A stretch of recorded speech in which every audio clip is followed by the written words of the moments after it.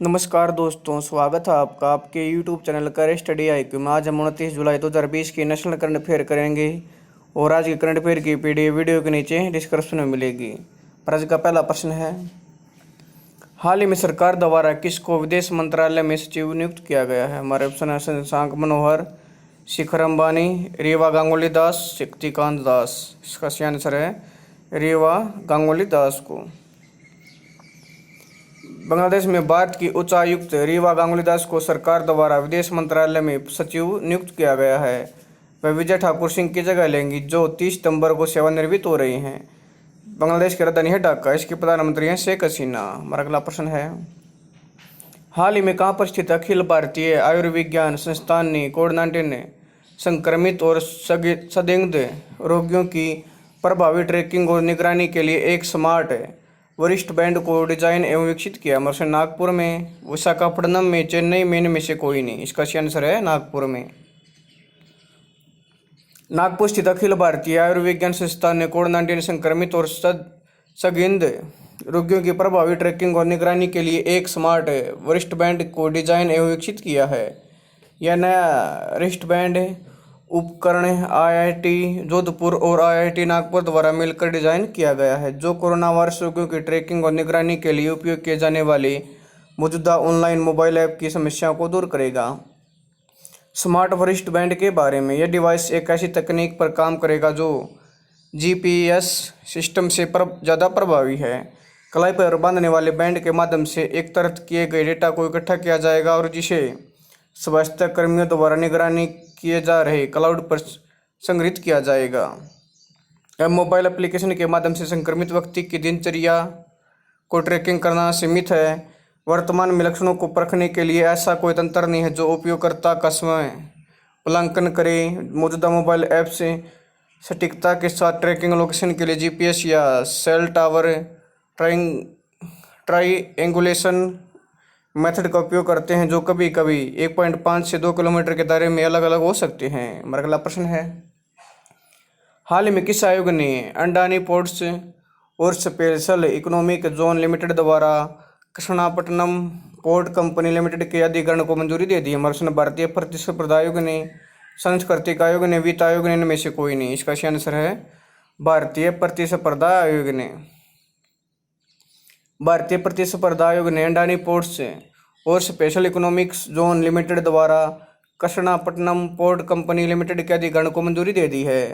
प्रस्तावित संयोजन के अनुसार अडानी पोर्ट्स KPCL के इक्विटी शेयर होल्डिंग्स के साथ साथ प्रबंधन नियंत्रण का अधिग्रहण भी करेगा। अडानी पोर्ट्स एकीकृत पोर्ट इंफ्रास्ट्रक्चर सर्विसेज प्रोवाइडर है जो और लॉजिस्टिक्स चेन का प्रबंधन करता है। कंपनी वर्तमान में 6 तटीय राज्यों गुजरात, गोवा, केरल, आंध्र प्रदेश, तमिलनाडु और उड़ीसा के 10 घरेलू बंदरगाहों में मौजूद है। KPCL आंध्र प्रदेश सरकार के साथ हुए वाणिज्यिक संचालन शुरू होने की तारीख से 30 साल की अवधि के आधार पर रियायत समझौते के अनुसार आंध्र प्रदेश के कृष्णापट्टनम में गहरे पानी के बंदरगाह को विकसित करने या संचालित करने का कार्य कर रहा है। इस समझौते को 20 साल की अवधि के लिए विस्तार दिया जा सकता है। प्रतियोगिता आयोग के अध्यक्ष हैं अशोक कुमार गुप्ता। हमारा अगला प्रश्न है, हाल ही में किस बॉलीवुड अभिनेता ने प्रवासियों को पूरे देश में नौकरी के अवसर तलाशने में सहायता कराने के लिए प्रवासी रोजगार ऐप लॉन्च किया? मर्शन अमिताभ बच्चन, सोनू सूद, सलमान खान, अनिल कपूर। इसका सही आंसर है सोनू सूद ने। बॉलीवुड अभिनेता सोनू सूद ने प्रवासियों को पूरे देश में नौकरी के अवसर तलाशने में सहायता कराने के लिए प्रवासी रोजगार ऐप लॉन्च की है। देश के विभिन्न हिस्सों में प्रवासी श्रमिकों के लिए रोजगार के सही अवसर तलाशने के लिए गांव में सामुदायिक आउटरीच द्वारा इस पहल का सहयोग किया जाएगा। प्रवासी रोजगार ऐप के बारे में, ऐप में 50 से अधिक निर्माण, परिधान, स्वास्थ्य सेवा, इंजीनियरिंग, BPO, सुरक्षा, ऑटोमोबाइल, ई-कॉमर्स और लॉजिस्टिक सेक्टर की प्रतिष्ठित कंपनियों में नौकरी के अवसर उपलब्ध होंगे। इसके अलावा प्लेटफॉर्म रोजगार के लिए विशिष्ट प्रशिक्षण कार्यक्रम जैसे अंग्रेजी बोलना सीखना आदि भी चलाया जाएगा। साथ ही इसके लिए 24 घंटे के हेल्पलाइन के साथ साथ सहायता केंद्र दिल्ली, मुंबई, बेंगलुरु, हैदराबाद, कोयम्बटूर, अहमदाबाद और तिरुवनंतपुरम सहित 7 शहरों में स्थापित किए गए हैं। हमारा अगला प्रश्न है, हाल ही में कौन सा देश गणराज्य अंतर्राष्ट्रीय सौर गठबंधन फ्रेमवर्क समझौते पर हस्ताक्षर करने वाला 87वां देश बन गया? अमरसन ने निकारागुआ, फ्रांस, स्वीडन, नीदरलैंड। इसका सही आंसर है निकारागुआ। मध्य अमेरिका देश निकारागुआ गणराज्य अंतर्राष्ट्रीय सौर संगठन फ्रेमवर्क समझौते पर हस्ताक्षर करने वाला 87वां देश बन गया है। इस समझौते पर हस्ताक्षर संयुक्त राष्ट्र में निकारागुआ के स्थायी प्रतिनिधि जेमी हर्मिडा कैस्टिलो द्वारा न्यूयॉर्क में संयुक्त राष्ट्र के लिए भारत के स्थायी मिशन पर किए गए थे। अंतर्राष्ट्रीय सौर गठबंधन के बारे में। अंतर्राष्ट्रीय सौर गठबंधन का आगाज नवंबर 2015 में पेरिस में हुए संयुक्त राष्ट्र जलवायु परिवर्तन सम्मेलन में प्रधानमंत्री नरेंद्र मोदी और फ्रांस के पूर्व राष्ट्रपति होलैंड द्वारा संयुक्त रूप से किया गया था। यह पेरिस जलवायु समझौते के कार्यान्वयन के लिए एक प्रमुख वैश्विक पहल है, जिसमें सौर ऊर्जा इकाइयों को तेजी से स्थापित करने की कल्पना की गई है। 6 दिसंबर 2017 को गठबंधन एक संधि आधारित अंतर सरकारी निकाय बन गया। निकारागुआ की राजधानी है मैनागुआ। इसकी मुद्रा है निकारागुआ कार्डोबा। इसके राष्ट्रपति हैं डेनियल ओर्टेगा। अंतर्राष्ट्रीय सौर गठबंधन का मुख्यालय गुरुग्राम, हरियाणा में। अगला प्रश्न है, हाल ही में किस कंपनी स्टार्टअप एको जनरल इंश्योरेंस के साथ साझेदारी में वाहन बीमा लॉन्च किया? प्रश्न है अमेजन पे ने, फोन पे ने, गूगल पे ने, इनमें से कोई नहीं। इसका सही आंसर है अमेजन पे ने। डिजिटल भुगतान दिग्गज अमेजन पे ने बेंगलुरु स्थित स्टार्टअप एको जनरल इंश्योरेंस के साथ साझेदारी में वाहन बीमा लॉन्च किया है। अमेजन पे, जो अमेजन इंडिया की पेमेंट इकाई है, ग्राहकों को आसानी से बीमा खरीदने में मदद करेगा और जिसमें अमेजन प्राइम मेंबर्स को अतिरिक्त छूट सहित अतिरिक्त लाभ मिलेंगे। साझेदारी के बारे में, हालांकि अमेजन थर्ड पार्टी के तौर पर बीमा उत्पादों की बिक्री करेगा, लेकिन यह साझेदारी अपने ग्राहकों के लिए एक आसान से एकीकृत खरीद अनुभव प्रदान करेगी। ई कॉमर्स दिग्गज जीरो पेपरवर्क वादे के साथ कुछ शहरों में 1 साल की मरम्मत वारंटी के साथ साथ 1 घंटे की पिकअप और 3 दिनों दावा जैसी सुविधाएं मुहैया कराएगा। इसमें पॉलिसी होल्डर्स के साथ कम मूल्य के दावों के तत्काल कैश निपटान का विकल्प भी होगा, जो ग्राहक के लिए फायदेमंद होगा। इसके अतिरिक्त ग्राहक डिप्रिक्शन और इंजन सुरक्षा जैसे एड ऑन की सूची से चयन भी कर सकते हैं, और वे अमेजन पे बैलेंस, यूपीआई या कार्ड का उपयोग करके बीमा का भुगतान करने में सक्षम होंगे। अमेजन पे का मुख्यालय है सिएटल, वाशिंगटन, अमेरिका में। अमेजन पे इंडिया के सीईओ और एमडी हैं महेंद्र नेरुरकर। एको जनरल इंश्योरेंस लिमिटेड के संस्थापक हैं वरुण दुआ। इसका मुख्यालय मुंबई में। अगला प्रश्न है, हाल ही में किस देश ने MGTD-20 gas turbine 3D printed aircraft engine का सफल उड़ान परीक्षण कर लिया? रूस, मलेशिया, नेपाल, इनमें से कोई नहीं। इसका सही आंसर है रूस ने। रूस ने MGTD-20 gas turbine 3D printed aircraft engine का सफल उड़ान परीक्षण कर लिया है। उड़ान परीक्षण ततारस्तान के कजानबस विमान केंद्र में किया गया है। इसका उत्पादन 2021-22 के लिए निर्धारित है। इस नई तकनीक से मुख्य इंजन के एलिमेंट्स के उत्पादन में लगने वाला समय लगभग 20 गुना कम हो जाएगा और इसके उत्पादन की लागत में भी 2 गुना से अधिक की कमी आ जाएगी। दिसंबर 2019 में फाउंडेशन ने 3D प्रिंटिंग तकनीक का उपयोग करके बनाए गए छोटे आकार के गैस टर्बाइन विमान इंजन के सफल परीक्षणों की जानकारी दी थी। रूस के राष्ट्रपति हैं व्लादिमीर पुतिन। इसकी राजधानी है मॉस्को। अगला प्रश्न है, हाल में भारतीय रिजर्व बैंक ने वित्तीय स्थिरता रिपोर्ट का कौन सा अंग जारी किया? 21वां, 22वां, 23वां, 24वां। इसका सही आंसर है 21वां। भारतीय रिजर्व बैंक ने वित्तीय स्थिरता रिपोर्ट का 21वां अंक जारी किया है। यह वित्तीय स्थिरता की अपसमिति और वित्तीय स्थिरता के जोखिमों को से संबंधित विकास परिषद के सामूहिक मूल्यांकन को दर्शाता है। इस रिपोर्ट में वित्तीय क्षेत्र के विकास और विनिमय से संबंधित समसामयिक मुद्दे के संदर्भ में वित्तीय प्रणाली के दृढ़ तालेपन पर भी विचार विमर्श किया गया है।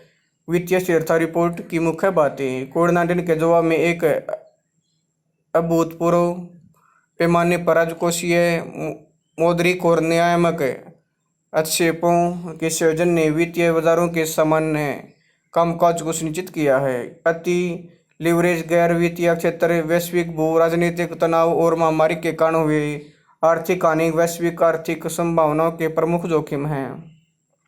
कोविड-19 के प्रभाव को कम करने के लिए वित्तीय क्षेत्र के नियामकों और सरकार द्वारा किए गए कार्यों ने परिचालन बाधाओं को कम किया और गंभीर जोखिम प्रतिकूलता के समक्ष बाजार की समग्रता और लचीलापन बनाए रखने में मदद की है। बैंक ऋण जो कि 2019 की पहली छमाही के दौरान काफ़ी कमज़ोर हो गया था, बाद की अवधि में बैंक समूह में मंदी के वैविध्यपूर्ण होने के साथ साथ गिरावट आई।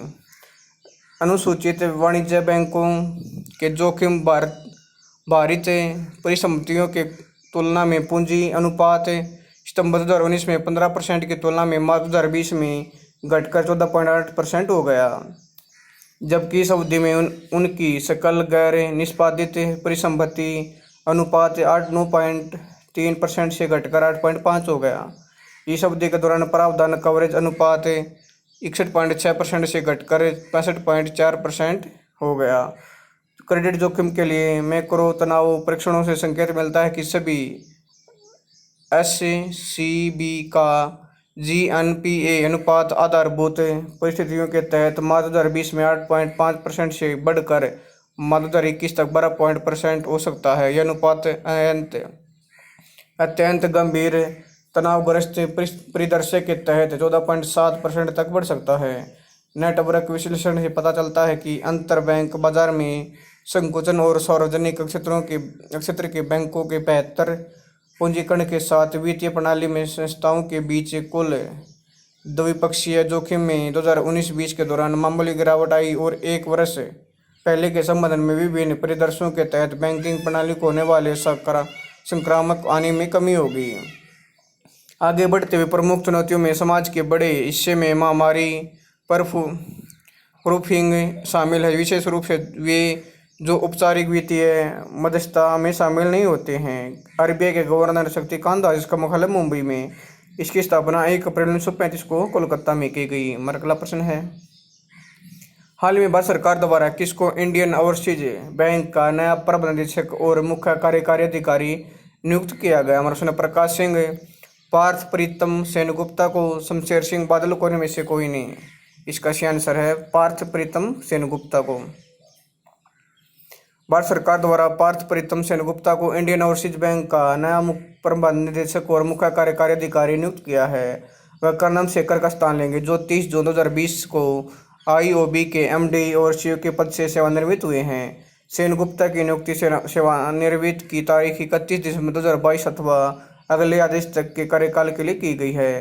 पार्थ प्रीतम सेनगुप्ता वर्तमान में भारतीय स्टेट बैंक में उप प्रबंधक निदेशक के रूप में कार्यरत थे। सेनगुप्ता को बैंकिंग उद्योग में 3 दशकों से अधिक का अनुभव प्राप्त है और उन्होंने विभिन्न भौगोलिक क्षेत्रों में विभिन्न पदों पर कार्य किया है। हमारा अगला प्रश्न है, हाल में श्रीलंका की किस गेंदबाज ने तत्काल प्रभाव से अंतर्राष्ट्रीय क्रिकेट से संन्यास लेने की घोषणा की? हमारा प्रश्न है अलीसा पेरी ने, श्रीपली विराकोंडी ने, मैकलेंग ने, इनमें से कोई नहीं। इसका सही आंसर है श्रीपली विराकोंडी ने।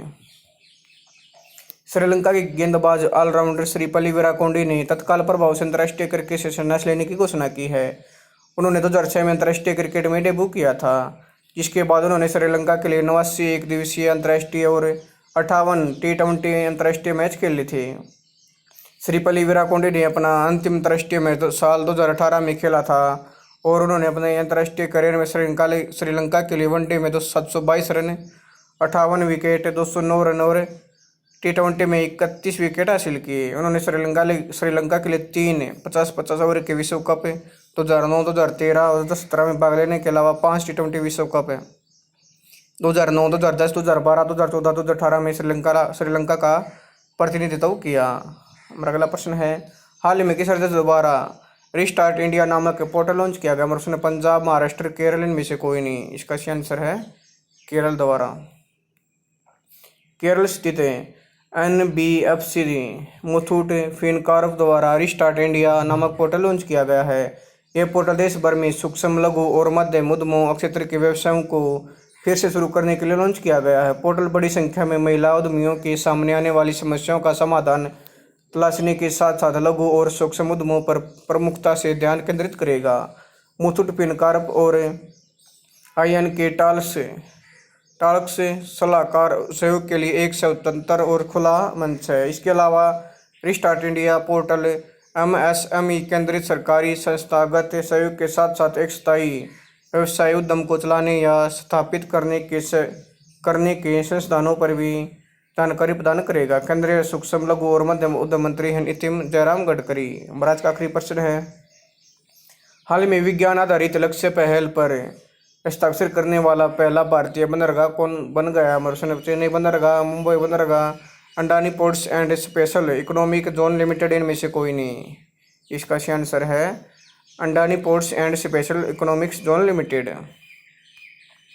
Adani ports and special economic zone limited विज्ञान आधारित लक्ष्य पहल पर हस्ताक्षर करने वाला पहला भारतीय बंदरगाह बन गया है। SBTI पर हस्ताक्षर करने के बाद APSEZ ने अपनी संपूर्ण मूल्य श्रृंखला में विज्ञान आधारित उत्सर्जन में कमी करने के लक्ष्य के प्रति प्रतिबद्धता जताई है। ये लक्ष्य पूर्व औद्योगिक लेवल से 1.5 डिग्री सेल्सियस से अधिक ग्लोबल वार्मिंग रखने के अनुरूप होंगे। विज्ञान आधारित लक्ष्य पहल CDP, संयुक्त राष्ट्र global compact, world resource institute और world wide fund for nature के बीच एक सहयोग है। यह विज्ञान आधारित लक्ष्य निर्धारण में सर्वोत्तम प्रयासों को प्रोत्साहित करता है और स्वतंत्र रूप से कंपनियों के लक्ष्यों का मूल्यांकन करता है। APSEZ उन 43 भारतीय कंपनियों के समूह में शामिल हो गया है जिन्होंने SBTI के लिए एक प्रतिबद्धता पत्र पर हस्ताक्षर किए हैं। Adani ports and special economic zone limited के मुख्य कार्यकारी अधिकारी हैं कर्णय अंडानी। दोस्तों, अगर आपको वीडियो पसंद आई तो आप मेरे YouTube चैनल करिष्ट DI को लाइक करें, इस चैनल को सब्सक्राइब करें और इसके बेल आइकन को दबा दें ताकि आने वाली हर वीडियो का नोटिफिकेशन आपको टाइम पे मिलता रहे। धन्यवाद दोस्तों।